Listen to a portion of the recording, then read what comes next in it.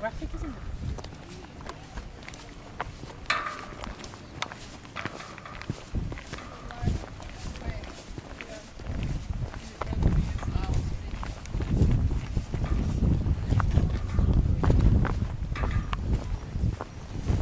Okay, ladies and gentlemen, welcome to Gallipoli Peninsula again.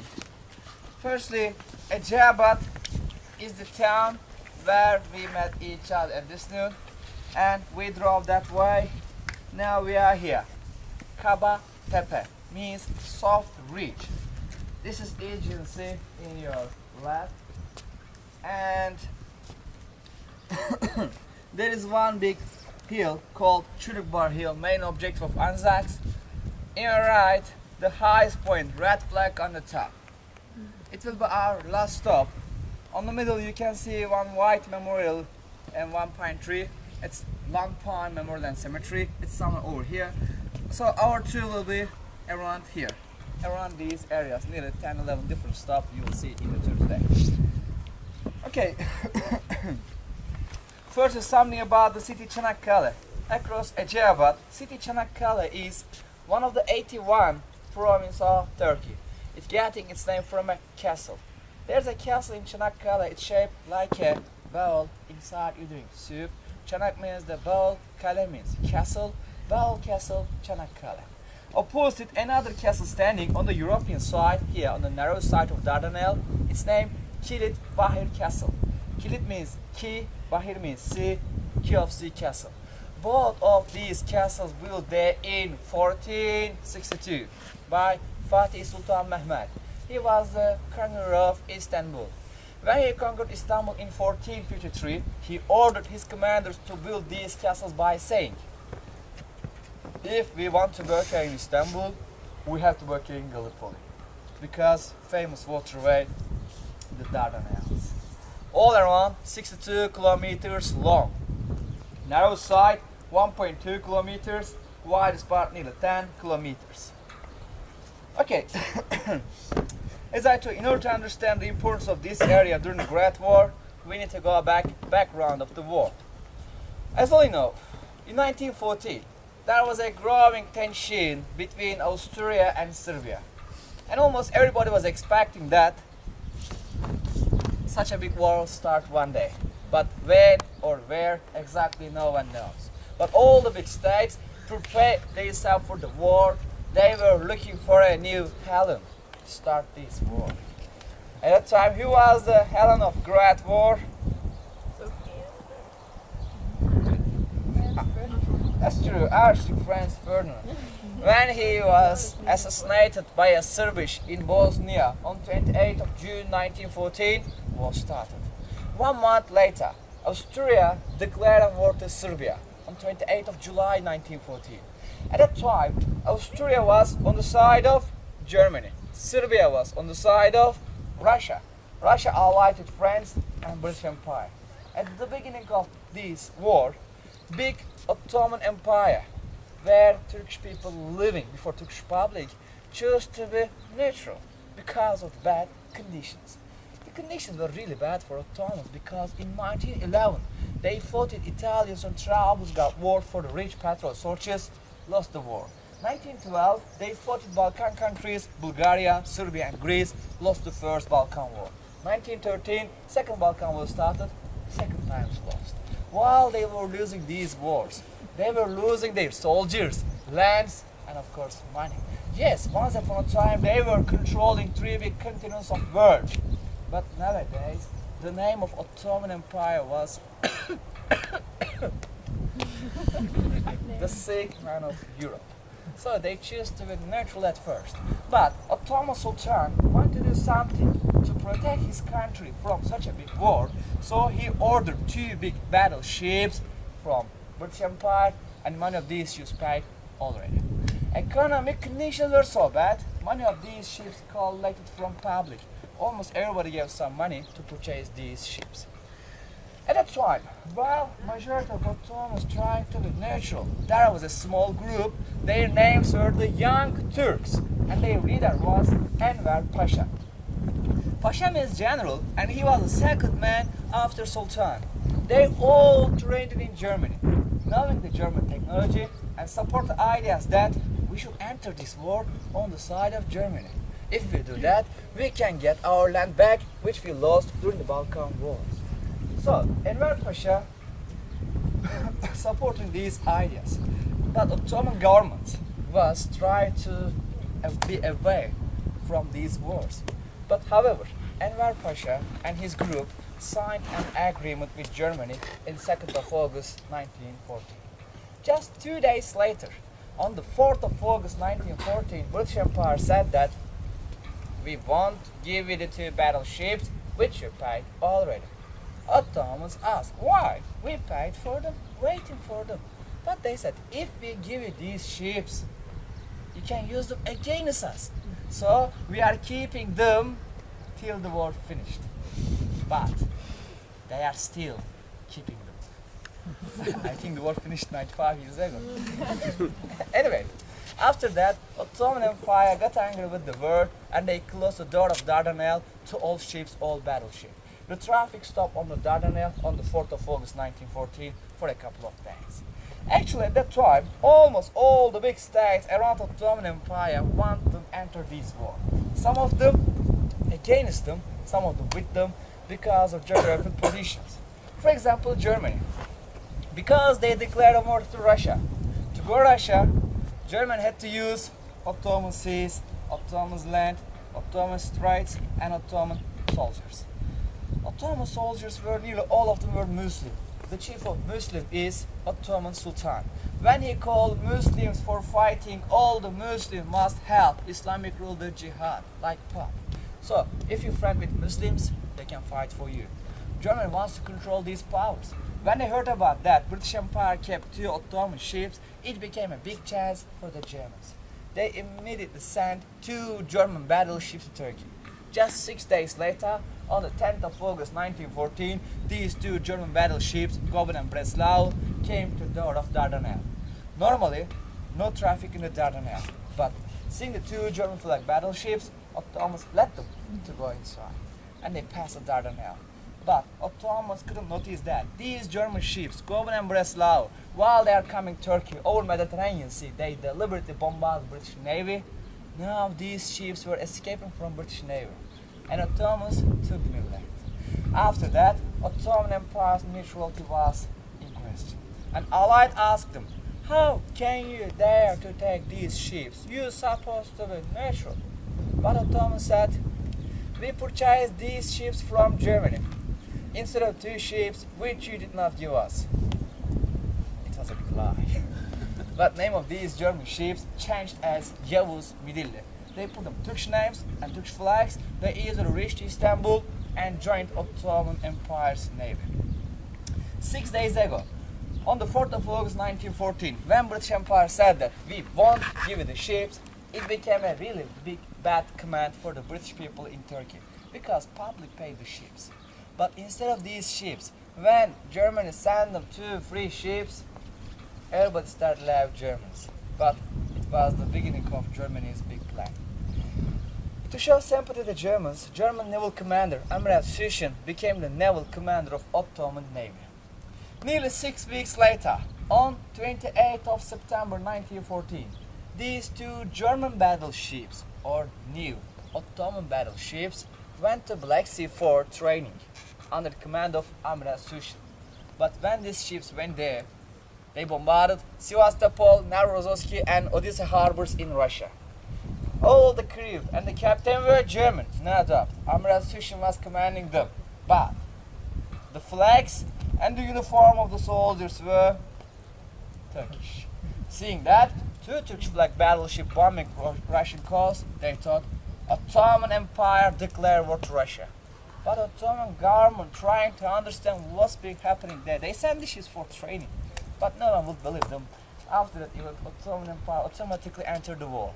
At that time, the only friends were Germans. So on the side of Germany, on the side of Central Powers, instead of your side, on the Allied side. And Ottoman Empire began to write that. One day the other 2 Allied would bomb them. Russia allied with France and British Empire. When you bomb one of these, it means you bombed all of these. So just 5 days later, On the 3rd of November 1914, Allied had the first bombardment on the door of Gallipoli Peninsula, and the Gallipoli Campaign started. After the bombardment, it understood that one day Allied would try to pass the Dardanelles to reach Istanbul. Why Istanbul? Please think, you wanna kill someone. There are only three easiest ways to do that. One is to shoot him from head, the other is from heart. At that time, Istanbul was the capital city of Ottoman, so both brain and heart of it. If you capture Istanbul, you can easily force Ottoman Empire out of war and help Russia. What is the easiest way to go Istanbul? 62 kilometers long Dardanelles. If you have an unbeatable fleet, if you know the Dardanelles very well, and if you know that your opponents were the sick men of Europe, with a good plan you can easily pass straight, reach Istanbul and capture it. Ottomans were awaiting that, also Allies were knowing that, so they did some things to protect and prepare themselves for the big fight. They put their defense mainly in these areas because of narrows, castles, and Turkish cannons range. They were approximately 12 kilometers, maximum 16 kilometers.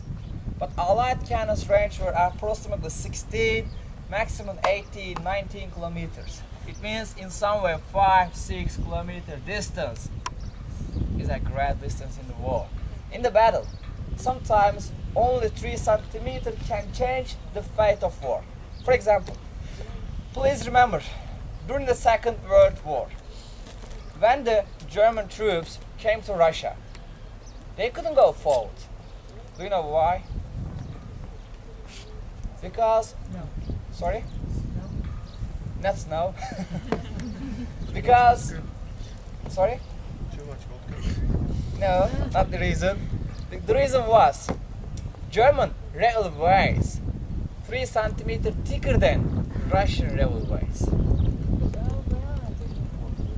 While they waiting there, Russia collected a big army, started a big attack, and they captured Berlin. Moscow to Berlin because 3 centimeters. Imagine please, we talk about 5-6 kilometers distance. Anyway, Ottomans put lots of mobile artilleries on that side of Dardanelles and that side of the Dardanelles, and 10 mine lines. Can you see the white ones? From here, start from here to here. These are the 10 mine lines. Nearly 270 pieces of German-made mines. Germany sent some German commanders and logistic support to Ottomans. What about Allied preparations for the war? They chose a different way. Day by day they came closer to Dardanelles. First bombarded that side, turn back. Next day that side, turn back. Next day forward, forward, forward. They were planning to break Turkish defense system before the main attack, and they mainly did. And they were mainly doing these bombardments from here to these areas. From here to these areas. Why they are choosing this part? As you see, why this part of Dardanelles? This white part helping big ships to turn back, maneuver back easily. And then the other reason, Turkish name of this part is Dark Coal. Why? It was out of Turkish cannons range. But because Allied had long cannon distance range, from here they can easily do the bombardment, but Ottomans not. So, Allied knowing that part and they using this part properly. While Ottomans trying to find something to stop them on the Dark Coal, 6th of March evening 1915, Allied checked the Dardanelles with submarines, marked where the mines, and cleared some of them, luckily or deliberately. One night later, Turkish forces found a solution. They dug the Dardanelles with Nusret mine layers. Following this line, they came here and put here one more mine lines. The 11th mine lines parallel to the seashore. While Ottomans putting there, probably they were unaware that one night before the Dardanelles checked by Allies. Also, Allies wouldn't know that because all the mine reports saying that Darko was clear.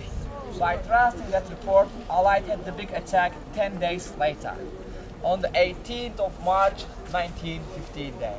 It's a very special date for Turkish history. If you go to the city Çanakkale, you can see lots of shops called 18th of March Grocer, 18th of March Market, 18th of March University Club. What's happened? 18th of March morning, Allied fleet entered the Dardanelles with 18 big They were going with 3 lines. The first line in was from the city Çanakkale, second line Kılıçbayır, and the third line in was clean the rest of mines, open free access for ships to sail up Istanbul easily. They reached the middle of Dardanelles easily because of cleared mine areas, also because Turkish troopers had to wait for them for good shoot.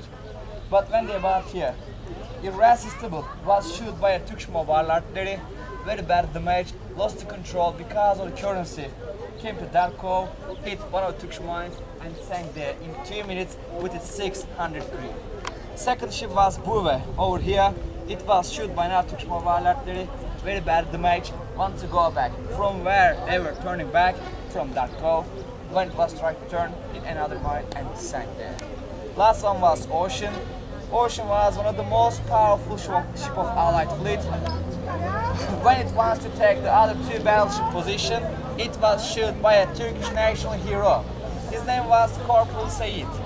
I think you have seen his photo or study somewhere around here. The man with bombshell. Have you seen it before? Okay, inside the museum, the third photo belonged to him. He is Turkish John Simpson. Later I will tell his story. After losing 3 ships on the Dardanelles, they understood it would be impossible for them to pass the Dardanelles without cleaning the mines, mobile artilleries. They turned back, and 18th of March became one of the biggest ceremony for Turks. Every year, thousands of Turkish people coming here and celebrate the victory. 25th of April is your Anzac Day, 18th of March is Turkish Day. Okay, after 6 weeks later, on 25th of April morning, Allied landed 6 different parts of Gallipoli Peninsula. 5 of these landings occurred on the Battle of Peninsula. We call this area as Tepe. This area, Anzac, behind of me, that part called as Sivla Bay. British soldier objective was, after landing 5 different beaches, go to Achibaba, somewhere around here. Achibaba Hill was 253 meters high from sea level. Capture this big hill. They want to control Kılıçbayır Plateau, means background of Turkish troopers and the Dardanelles and Aegis. But from beginning till evacuation, French and British army troops, they couldn't capture Achibaba Hill. When they couldn't, they needed some help from Anzac soldiers who were really good at trench fighting. Also thousands of Anzac soldiers came from here to here. Although the bloody fightings, they couldn't capture Achibaba Hill. All the fighting occurred in the small area. 8.5 months, thousands of casualties from both sides. What about Anzacs, today's subject? As all you know, Anzac means Australian and New Zealand Army Corps. Their objective was to land Brighton Beach. Brighton Beach is approximately 1 kilometer down there. Later I will show while we go Anzac Cove. After Brighton Beach, they would like to go up Kılıçbayır Hill and capture this hill. They want to control Aegean Sea. Dardanelles, this part of Dardanelles is the most dangerous part. From here ships could only go one by one. Distance 16 kilometers. And from Kılıçbayır, they want to control the Sivla Bay. Sivla Bay means easy landing, embarkation, disembarkation. When we go to the high points, I will show you the Sivla Bay. But first of all, Anzac soldiers landed 2 kilometers north of intended area. They supposed to land Brighton Beach. They landed to Anzac Cove. Why? Lots of reasons, lots of speculations. When we go there, I will explain you them. But after the troops landed Gallipoli Peninsula, 3 days, 3 nights, without stopping, they fought each other. At the end of 3 days fightings, almost all the fightings were stopped because it became a deadlock for the both sides. To break this deadlock, they tried many plans, but the most famous one was civil operations. It was planned by Sir Ian Hamilton, Expeditionary Force Commander. According to his plan, while Turkish soldiers visited Australians at Lompine and at Neck. Behind the Lompine, I'll show you Neck. Visit New Zealanders over Kılıçbayır Hill. 21,000 British soldiers would land Sivla Bay, and behind of the hill they would attack up Kılıçbayır Hill. It was very good plan, but nothing happened as planned. When we go to neck, I will tell you the tragic charge of Australians there and the failure of these operations. After the failure of these operations, Allied slowly started retreat, and 19th of December evening, Anzac and British forces evacuated from Sula and Anzac with no loss of lives, and 8th of January 1916, rest of the army troops evacuated from Hellesfield again with no loss of lives. Okay, today, when you look Gallipoli Campaign, you can see different names. For example, one of the bloodiest war of world history. Why? Because it lasted nearly 254 days. But when you look at the casualties, nearly 500,000 casualties. It means when you calculate in 1 day period, nearly 2,000 men. 1,000 from Turkish side, 1,000 from Allied side lost their lives or injured. Other name, it was the most violent war of world history. Why? Because in some way, the distance between the trench lines were 8-10 meters. Can you imagine? Let me calculate. 1, 2, 3, 4, 5. Okay, I am here, you are there. I am sleeping here, you are fighting there. Hard to believe. Here, in 1 meter square, 6,000 bullets followed. And some of these bullets hit each other in the air. Can you imagine? Hard to believe it's the possibility of only 1 times in a million. But inside the museum, you will see some of the bullets hit each other. Other name, it was young soldiers fighting. You're a soldier. You have to between 19 and 45. If you're 18, families have to sign some papers for you. But today, in our tour, you will see younger than 16, younger than 15, younger than 12, younger than 10 years old soldiers from both sides. And the other name, maybe the most interesting name of this war was, it was Gentleman's War. The bloodiest one, the most violent, but Gentleman's War. Why? When we go respect to my match memorial, I will tell the Gentleman's War with adding good stories from both sides. Okay, now, have you got any questions about entering the war? We just entered. You spoke too much, that's enough? Okay, if you're not bored yet, I want to tell one more small story. Then I'll time you go, so. Okay, I want to tell you the story of Turkish John Simpson, Corporal Sayed, the man with bombshell. Please go back again, 18th of March 1915. After ocean ships bombardment, Corporal Sayed's fought very bad at the match. When he came to himself, he looked around and saw his friends died or still dying. He wanted to do something to stop ocean going. He came near cannon. He saw cannon was okay, but the crane of the cannon was broken. Without a crane, it was impossible to lift a bombshell.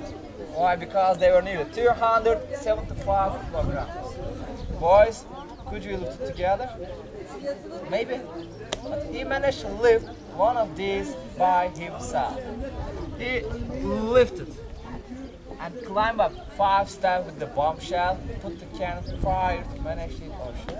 I know hard to believe, but it was recorded by a German officer by his wounded friends, so we believe it's true. That evening, his commander wanted to congratulate him by saying, Corporal Sayed, maybe you saved one nation from disappearing, so wish whatever you wish.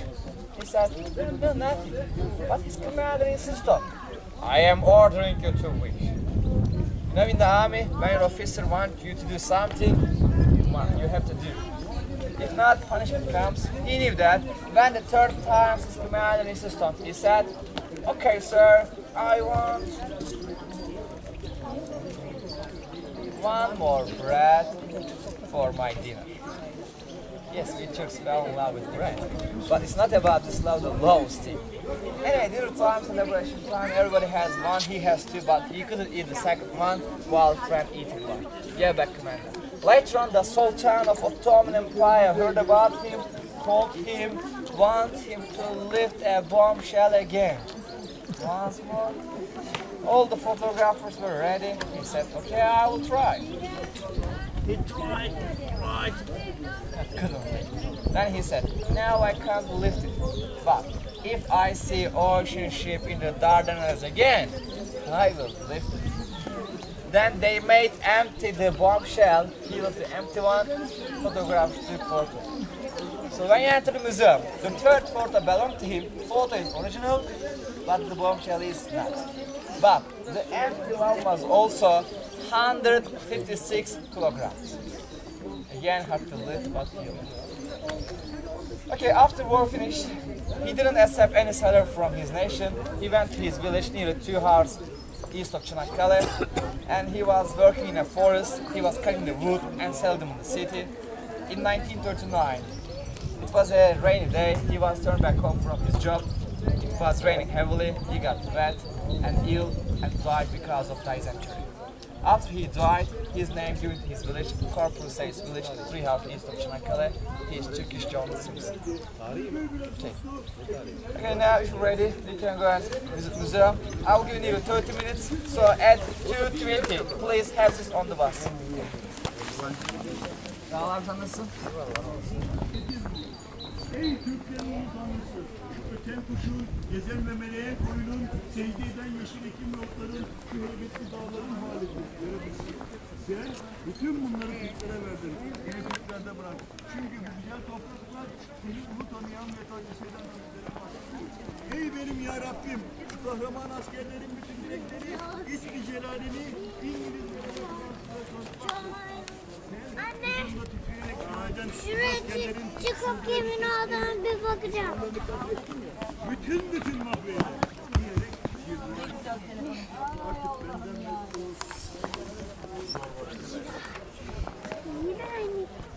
Dur anne.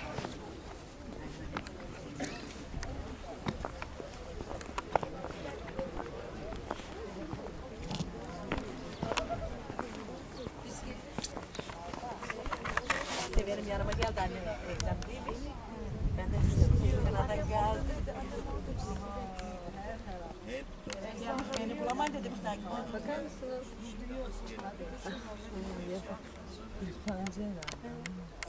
Yok siz başka yoldan yürüdünüz. Burası asfalt yolu. O siz şeyde bir yol tarafındayız. Öbür de ormanda çalışıyor.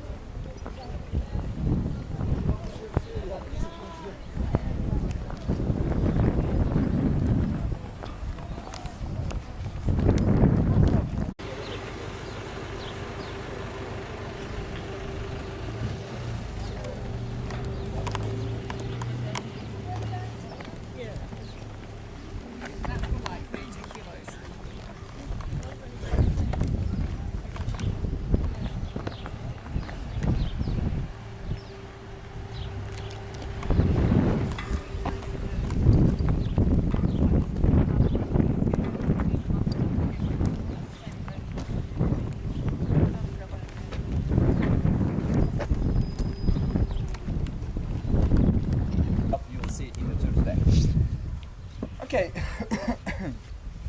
First is something about the city Çanakkale. Across Eceabat, city Çanakkale is one of the 81 provinces of Turkey. It's getting its name from a castle. There's a castle in Çanakkale. It's shaped like a bowl. Inside you're doing soup. Çanak means the bowl. Kale means castle. Bowl, castle, Çanakkale. Opposite another castle standing on the European side, here on the narrow side of Dardanelles. Its name Kılıçbayır Castle. Kilit means key, Bahir means sea, key of sea castle. Both of the